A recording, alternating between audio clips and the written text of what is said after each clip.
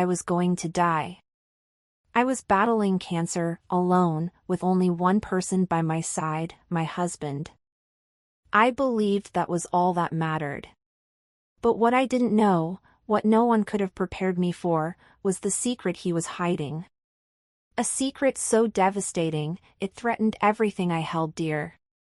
I met my husband when I was at one of the lowest points in my life. I was a single mother, just trying to keep my head above water, taking care of my daughter and holding on to whatever hope I could. When I found him, it felt like the weight of the world was lifted.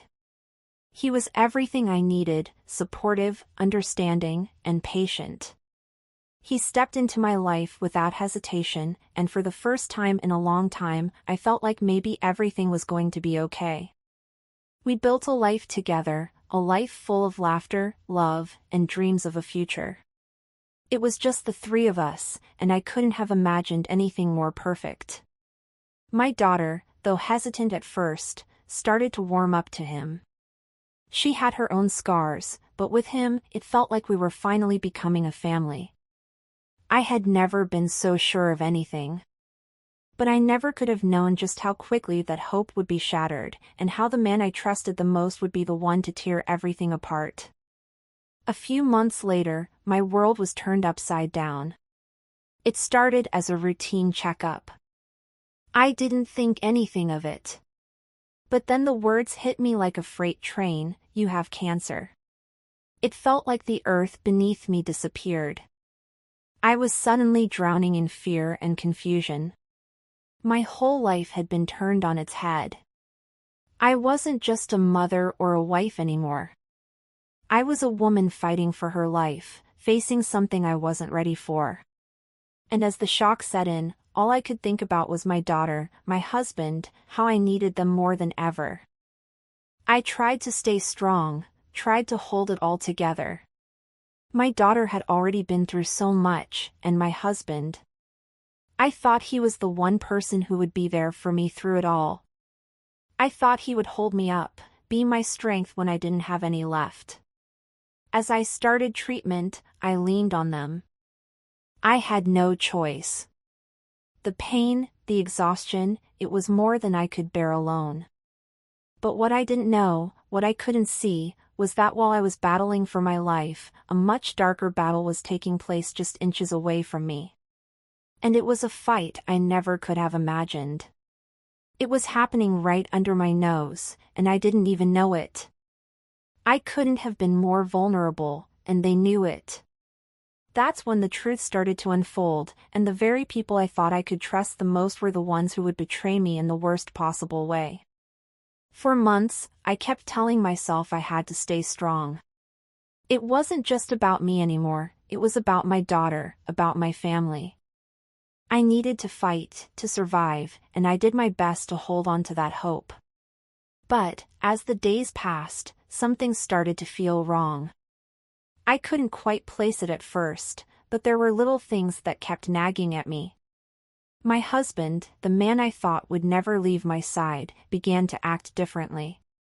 He was distant, distracted, as if his mind was somewhere else, far away from me.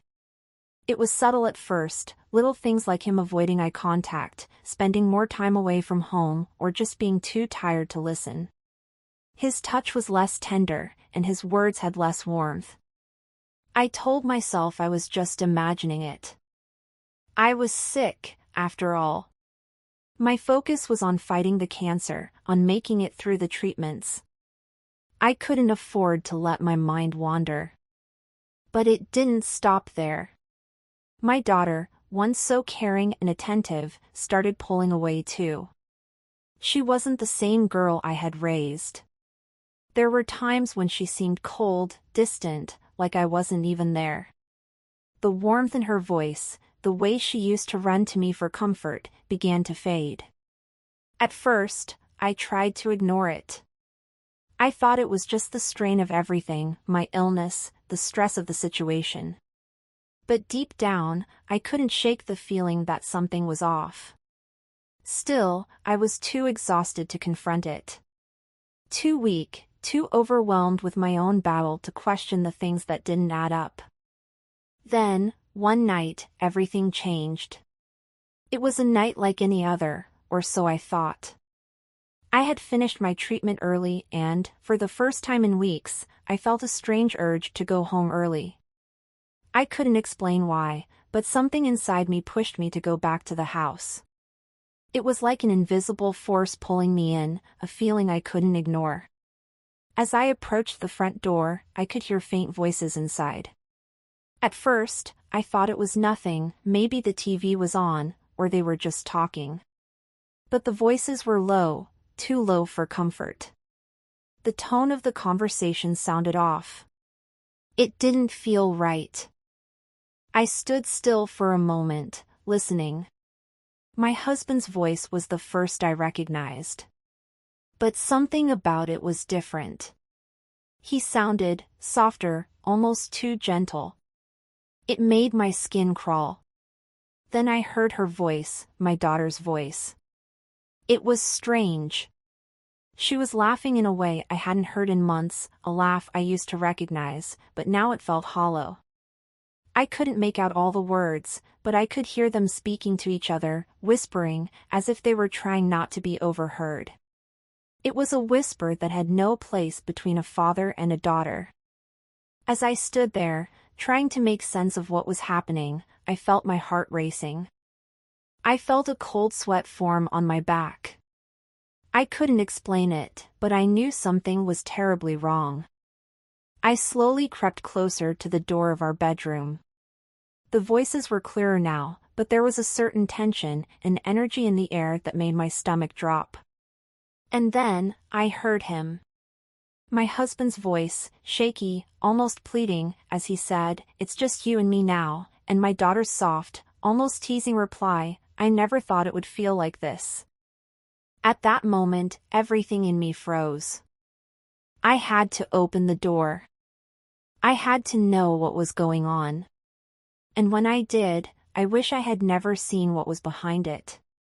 There they were, my husband and my daughter, wrapped in each other's arms in a way I couldn't process. They were in bed, together.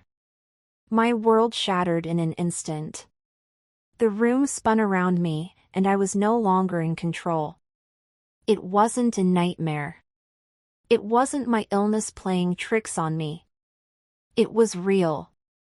And in that moment, I knew the truth. The betrayal wasn't just my sickness. It was them. My husband and my daughter, the two people I had trusted most in my life, were the ones who had betrayed me. And the worst part?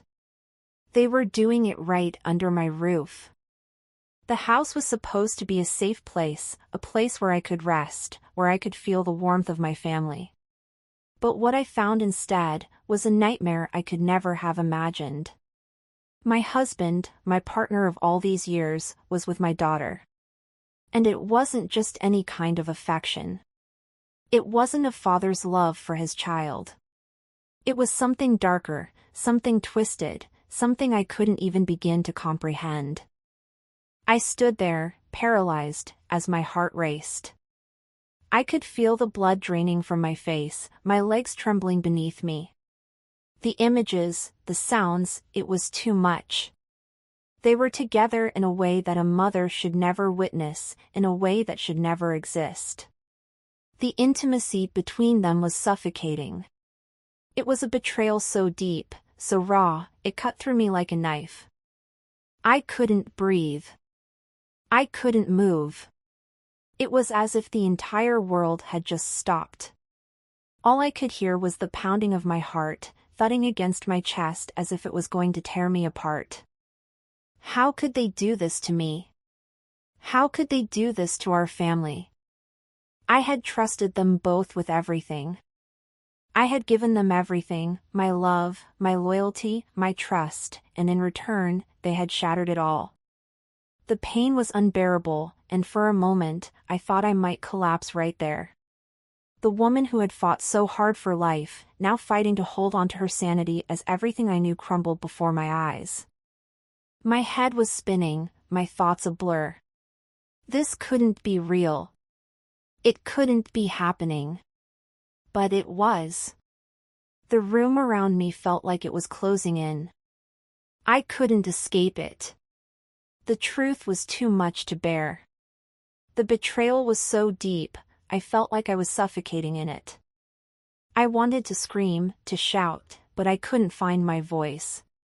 All I could do was stand there, numb, as the ground beneath me shifted, and everything I had believed and everything I had built fell apart. I couldn't just stand there. I couldn't let this go. My body moved almost on its own, my heart racing in my chest as I forced myself to walk towards them. I opened my mouth, but nothing came out at first. I couldn't breathe. All I could think was, how could they? Finally, the words came, barely a whisper, thick with disbelief and pain. How could you do this to me? But they didn't react the way I expected. They didn't jump up, they didn't rush to explain. They didn't even look ashamed.